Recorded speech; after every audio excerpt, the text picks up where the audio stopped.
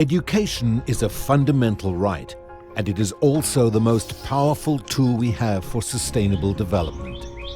Can we escape poverty without an education? If all students in low-income countries left school with basic reading skills, 171 million people could be lifted out of poverty. Can we end hunger and improve nutrition for our children without education? If all mothers in low-income countries had secondary education, 12 million children would be saved from stunting. Can we recognize the signs and symptoms of sickness and disease in our families and communities without education?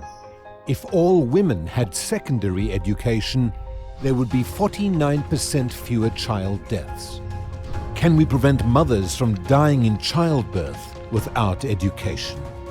If all women completed primary education, maternal mortality would decrease by 66%.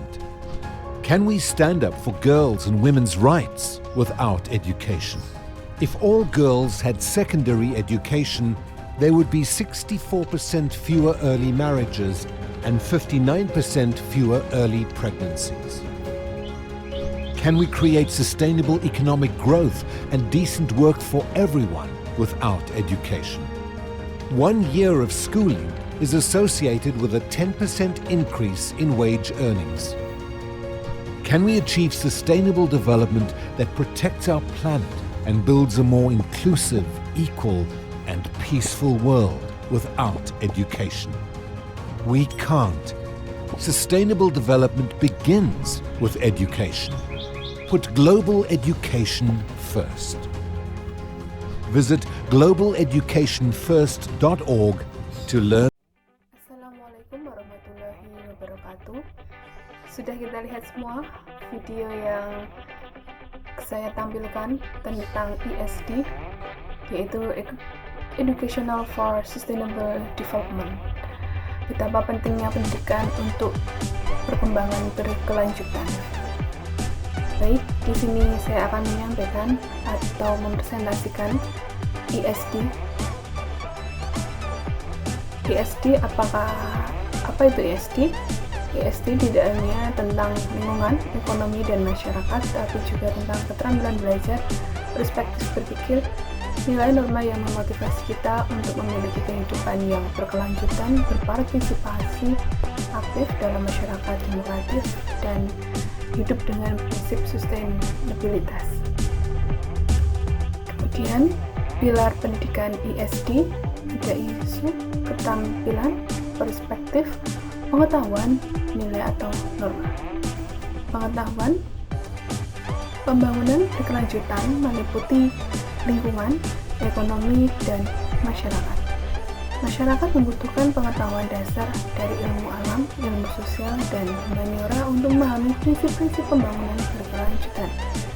Bagaimana penerapannya, nilai-nilai yang terkandung di dalamnya, dan konsekuensi dari implementasinya. Kemudian isu ESD sebagian besar berfokus pada masalah sosial, ekonomi, dan lingkungan yang utama yang mengancam keberlanjutan planet ini. Memahami dan menangani isu-isu ini adalah inti dari ESD, dan isu-isu yang relevan secara lokal harus dimasukkan dalam setiap program yang berkaitan dengan pendidikan untuk sustainability.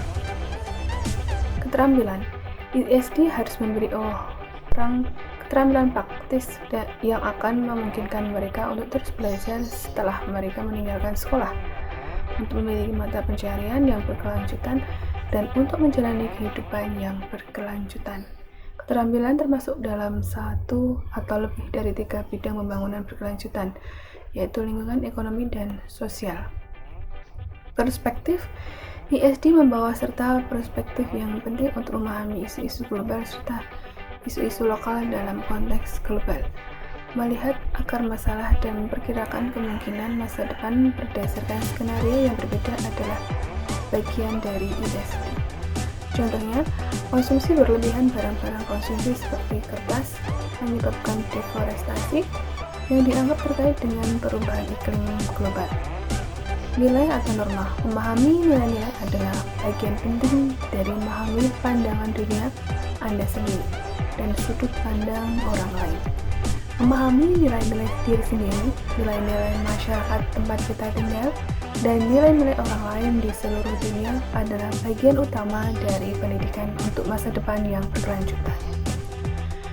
Teacher contribute to building public awareness and understanding of sustainability. Dimaksudkan yaitu guru mempunyai peran penting dalam pembangunan berkelanjutan. Ada 17 tujuan pembangunan berkelanjutan atau SDGs, Sustainable Development Goals, yaitu ada tanpa kemiskinan, tanpa kelaparan, kehidupan sehat, pendidikan berkualitas, kesetaraan gender, air bersih, energi bersih dan terjangkau, pekerjaan layak, industri, inovasi dan infrastruktur, berkurangnya kesenjangan, kota pemungkiman yang berkelanjutan, konsumsi dan produksi yang bertanggung jawab, penanganan perubahan iklim, ekosistem laut, ekosistem daratan, perdamaian dan kemitraan untuk mencapai tujuan. Jadi guru mempunyai peran penting dalam dunia pendidikan karena guru seperti peribahasa di buku dan ditiru. Jadi guru mempunyai peran aktif, harus aktif memberikan penjelasan ilmunya kepada para siswa agar dia bisa memanfaatkan bumi kita ini dengan baik, agar bisa berkelanjutan untuk anak cucu mereka nanti, seperti tujuan pembangunan berkelanjutan ini. Strategi dan metode pembelajaran pada proses belajar mengajar berbasis SDGs. Ada beberapa strategi yang bisa digunakan para guru dalam SDGs ini, yaitu ada 5. Pertama, student-centered learning, pendekatan belajar yang memungkinkan siswa dapat memilih apa yang akan dipelajari. Bagaimana cara mempelajarinya dan mengapa topik tersebut menarik minatnya.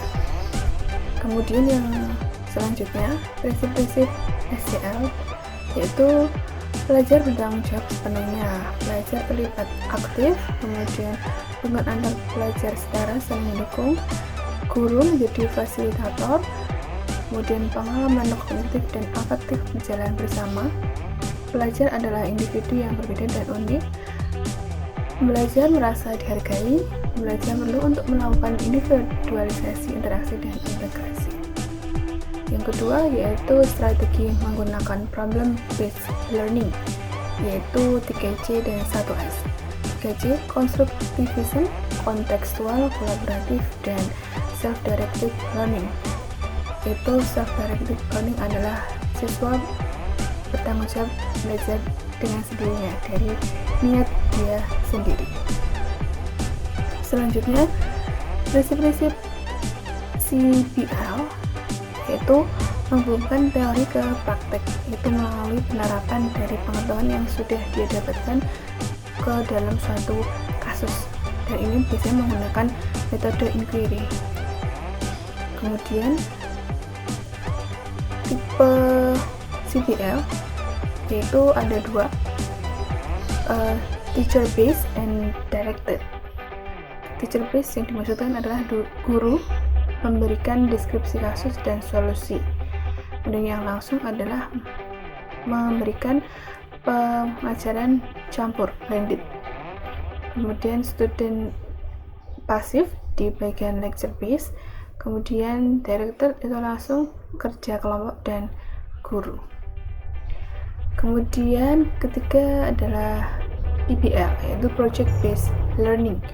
Prinsip-prinsipnya yaitu metode yang digunakan guru, yaitu di mana murid mendapatkan pengetahuan dan skillnya dengan bekerja dalam beberapa waktu yang lama dalam menginvestigasi atau merespon tentang masalah atau kasus yang dia cari sendiri.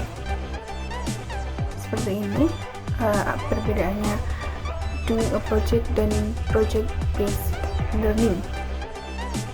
Project based learning intinya yaitu murid dia mencari sendiri apa permasalahannya dan dia menyelesaikan. Kemudian berfokus pada produk dan proses, berbeda dengan doing a project. Doing a project fokus pada produk atau hasil akhirnya. Kemudian ada metode pembelajaran dengan cooperative learning, yaitu strategi pembelajaran yang direncanakan secara cermat dengan cara membentuk kelompok belajar yang tepat dan berkelanjutan dengan anggota yang saling bergantung untuk mencapai tujuan pembelajaran yang telah ditetapkan. Kemudian dalam proses pembelajaran tidak lupa harus ada teknologi pembelajaran, karena dalam zaman sekarang ini kita sudah dihadapkan dengan era digital yang maju, sehingga teknologi pembelajaran sudah bagus, sangat maju, terutama yang terkait dengan pemanfaatan teknologi komunikasi dan informasi. Teknologi dalam pembelajaran merupakan alat bantu yang mendukung tercapaian tujuan belajar siswa. Guru harus bisa memfasilitasi capaian pembelajaran. Kemudian dia aplikasi pembelajaran atau tools yang digunakan guru itu harus mudah dioperasikan, kemudian tidak menuntut spesifikasi teknologi yang sangat tinggi, jadi kita sesuaikan dengan level siswa yang kita ajar. Kemudian tidak menggunakan berbagai macam aplikasi dalam satu sesi. Misalnya Bapak Ibu ingin menggunakan satu aplikasi saja, tidak lebih dari satu aplikasi dalam satu sesi. Kemudian guru juga harus mengenali dengan baik aplikasi yang digunakan. Ya, terima kasih. Sekian presentasi atau pemaparan ISD dari saya. Sumber yang saya ambil dari pelatihan guru sekolah provinsi Daerah Istimewa Yogyakarta oleh DPKM UGM Yogyakarta tahun 2021. Terima kasih, saya Risa Marlinda. Kurang lebihnya mohon maaf. Wassalamualaikum warahmatullahi wabarakatuh.